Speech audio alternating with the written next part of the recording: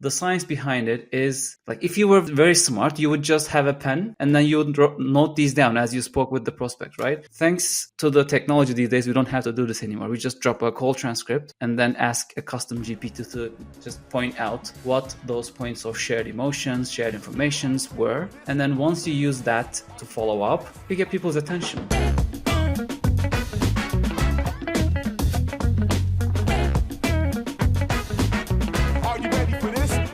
What's up, lifers, and welcome to the Daily Stand-Up with Lifetime Value, where we're giving you fresh new customer success ideas every single day. I got my man JP with us. JP, do you want to say hi? Hey, how's it going? And we have Erdem with us. Erdem, can you say hi, please? Hey, Don. Thanks for having me. Thank you for being here. And I am your host. My name is Dylan Young. Erdem, thank you so much for being here. Can you please introduce yourself? Yeah, Erdem here, co-founder and CEO at Flowla. We're building digital sales rooms and onboarding portals, basically helping sales and CS teams run complex processes with their customers and prospects. Perfect. Wow, it was tight. I like how tight that was. All right, Erdem, you know what we're doing here? We ask every single guest one simple question, and that is, what is on your mind when it comes to customer success? Can you please tell us what that is for you? So what's on my mind is something called VAT. Have you heard about that? No. I'm sure everyone has a definition of VAT in their minds. This is something else. It stands for value-added touchpoints. So this was an experiment that we made. So basically what we do, we sit in front of our pipeline during sales and post-sales during onboarding and talk with the team. Hey, what can we do today to move these deals forward? How should we follow up with these people? And we ended up just writing, hey, just checking in. Did you have a chance to complete that spreadsheet I sent over? And no one responds to that. So we said, okay, like our touch points, they suck. We should do better than that. Like they're not value adding. We're not being ghosted. We're not just offering any value. So we came up with the idea of value added touch points, and we found a funny abbreviation, VAT, which doesn't have any positive meaning in anyone's mind, but in this case, it's rather positive. And we turned it into a LinkedIn post. So no, before we actually did that, we built a custom GPT that generates value-added touchpoints. And then we turned it into a LinkedIn post. Apparently it went viral. 2,000 people asked for it. And then we built it into a mini app in 3 days after that. Wow. 3 days is pretty sweet. I guess you had already sort of like built out the idea and the theory behind it. So you would not be able to tell us what the secret sauce is. I wouldn't understand it necessarily, but maybe like, what's the theory behind it? Of what are the prompts you're trying to ask the GPT to like reframe these touch points as? How is that? Tell me more about that. Like, to be honest, like I'm fully okay with sharing whatever's behind it. It's not secret sauce. It's actually like, if you're good with writing prompts, I don't think it's rocket science. Anyone could just do it as long as they had the right sense of doing it.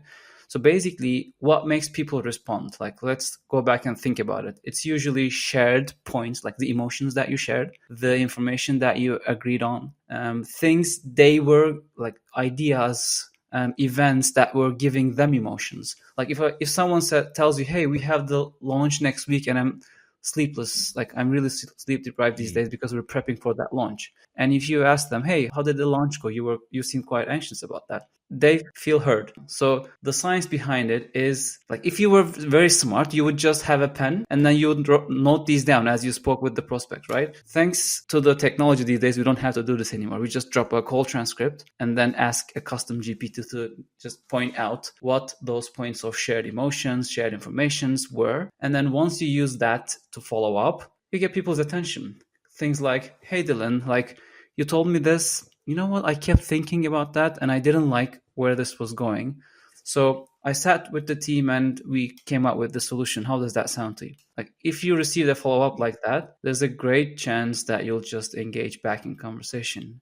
And if it's a new onboarding and implementation process, like if you're new to that company, if you just committed to a contract and you're not getting the value yet, you really need these value-added touch points, because you as the CS person, the onboarding manager, you need to pull those people back in the game. JP, I know this is probably tough for you because you never get ghosted. But if you did, how would you tell me what this tool sounds like to you? It sounds like it helps us to be more human at scale.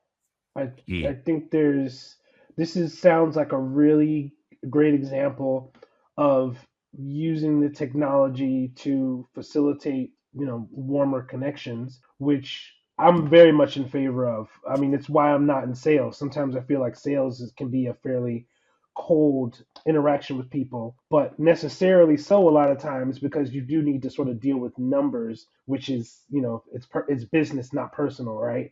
But I think value added touch points to me sounds very much like what I think a lot of people may advocate for, but it's a tactical use of, which is trying to build a customer success or sales model like inside out from the customer. All too often, Yeah. I've had competing objectives. The company wants me to do X. They really are pushing for X. They're pushing for X because they're looking at things in a bigger picture. They're looking towards this goal. But value added touch points are very much about this particular customer. And the company does not cannot really see that individual customer. And so that creates, I think, sometimes a tension. And so this is why, you go in and you tell someone we want to do a quarterly check-in.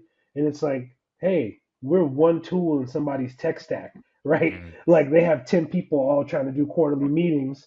They just want to be able to do their work. They're not trying to give you 30 minutes every quarter. Like it's just that seems more like where I'm asking you to do something for me. Whereas value added touch points are more thinking about how do we drive things forward using value. And I think I'm just always going to be a bigger fan of that rather than staying in touch or just doing a check in, because it's like I just think that we should be past that. I don't know why we're still like, oh, Subscribe. should we QBR or not? It's like, this is what you do. Do value added touch points. What value are you adding in this interaction to drive towards some mutually beneficial goals? And that may require a warm touch. To me, I'll just say, Erdem, this is very much like it sounds like it respects what we really look for customer success to do, Hmm. which is something that maybe we don't expect other people to do, which is again to have this type of relationship where we can maybe be a little bit more, get that warmer touch. Yeah. I love how you coined it as being human at scale. That's definitely it. And maybe Dylan, to answer your first question, one of the things that exists in that prompt is to highlight what's in it for them. Because as JP said, Yeah. it's like it's not about your product, it's not about your process, it's not about what they've given you. So you have to make that communication about them. And this tool was just a simple solution to make that two-sentence email, two-sentence message more about them than you. With the time we have left, I'm interested in understanding, maybe from both of you, being human at scale to me feels incredibly paradoxical. A lot of the narrative these days, particularly, I guess on LinkedIn, we talk a lot about getting pitch slapped, right? I'm sure most people know that phrase. And many folks couch that in the AI experience. They feel like they complain mostly about the logistics of the automation, right? Of like, I connect with you and you immediately send me this very long pitch, which is really just an inelegant usage of automation and perhaps AI as well, if there's any sort of like learning happening. But doesn't the scale idea sort of negate the humanity of it all? I'm no longer personally connected. I'm no longer personally learning or thinking critically about the way in which I interface with another individual. I am gaming the system to make them feel like I am. Now, I do totally get that at the end of the day, you've got to put your money where your mouth is, and you will eventually get into a situation where you have to talk to them one on one, real, live, whatever, and connect with them that way. But do we at all feel icky about humanity at scale? JP?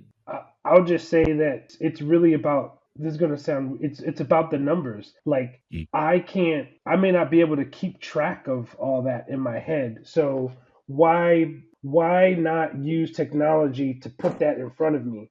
It's still me. I'm still the one sending the message. It's not like you're just getting handed off to a program. I mean, I guess, and you can speak to this more, Adam. The way I'm thinking about value added touch points is I am getting data that maybe I don't want to have to go back and review through the file to get it.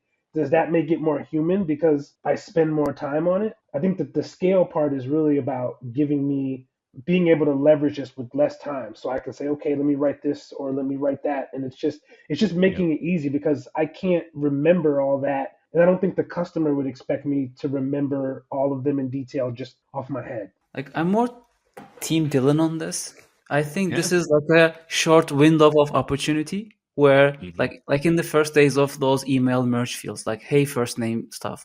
Like, remember yourself like 15 years ago when you received an email like, hey, JP, you felt like special, right? And now it's everywhere. It's normal. Like, not personalizing. We can't even think of them. I think now we're in this little window of opportunity. Like, there are little wins and gains that you can have leveraging AI that still make you look human at scale. They still make the impression as if you're one-on-one communicating that, as if you noted that down, but you can do it at scale. Probably people will get used to it. I love that. I've got a small win at the end here by you siding with me. I think at the end of the day, it is about the numbers. I agree with JP on that, but I do agree with what you're saying, Erdem, that we'll get to a point where we become desensitized to it. And I think at the end of the day, you're still going to have that one-on-one conversation. So it's really just about getting your foot in the door. Erdem, that is our time. Thank you so much for bringing this to our attention.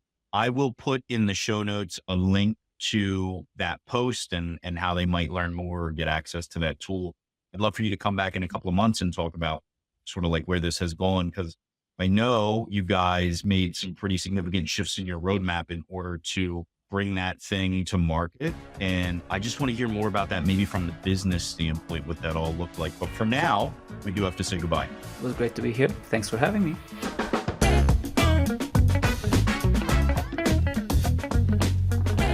You've been listening to The Daily Stand-Up by Lifetime Value. Please note that the views expressed in these conversations are attributed only to those individuals on this recording and do not necessarily reflect the views and opinions of their respective employers. For all general inquiries, please reach out via email to hello@lifetimevaluemedia.com. To learn more about advertising on The Daily Stand-Up and the Lifetime Value Media Network, please reach out via email to advertising@lifetimevaluemedia.com. Find us on YouTube at Lifetime Value and find us on the socials at Lifetime Value Media. Until next time.